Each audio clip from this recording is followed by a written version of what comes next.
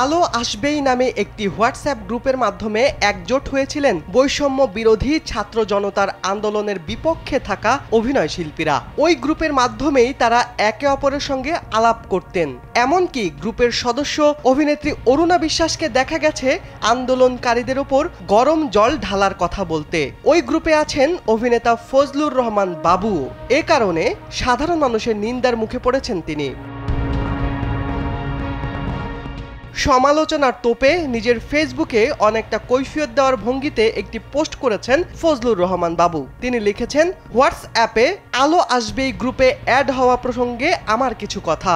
একটা গ্রুপের অ্যাডমিনের কাছে ফোন নম্বর থাকলেই তিনি সেই গ্রুপে যাকে খুশি যতজন খুশি অ্যাড করতে পারেন।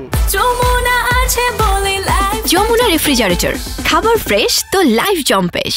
অনেক গ্রুপ আছে সেখান থেকে চাইলেও কেউ বের হতে পারে না যদি অ্যাডমিন তাকে ডিলিট না করে। আলো আসবে গ্রুপে আমি কখনো প্রবেশ করিনি বা কে কি লিখছে আমি যদি ওখানে না দেখি আমি কি করে জানবো ওখানে কি লিখছে। ঢালাওভাবে কাউকে দোষারোপ করা বা সমালোচনা করা ঠিক না।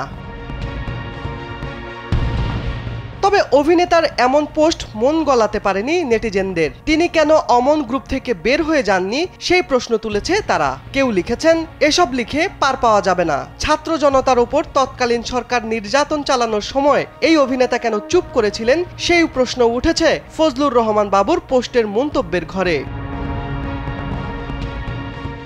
বৈষম্য বিরোধী ছাত্র জনতার এই আন্দোলনের বিপক্ষে ছিলেন ঢাকা 10 আসনের সাবেক সংসদ সদস্য ও চিত্রনায়ক ফেরদৌস আহমেদ ও চিত্রনায়ক রিয়াজ। এ দলের অন্য সদস্যদের মধ্যে আছেন অভিনেত্রী শামীমা তুষ্টি, তানভিন সুইটি, সোহানা সাবা, অরুণা বিশ্বাস, অভিনেতা সাজু খাদেম সহ অনেকে। ছাত্র আন্দোলনের শুরু থেকেই শিক্ষার্থীদের বিপক্ষে সক্রিয় দেখা গেছে এ দলকে। তাদেরই হোয়াটসঅ্যাপ গ্রুপ হলো আলো আসবেই। তাদের সঙ্গে ছিলেন সাবেক তথ্য প্রতিমন্ত্রী মোহাম্মদ এ আরাফাত। মঙ্গলবার সামাজিক যোগাযোগ মাধ্যমে এই গ্রুপের কিছু স্ক্রিনশট ফাঁস হয়। এরপরই এই অভিনয় শিল্পীদের বিরুদ্ধে ফুঁসে উঠেছে সাধারণ জনতা।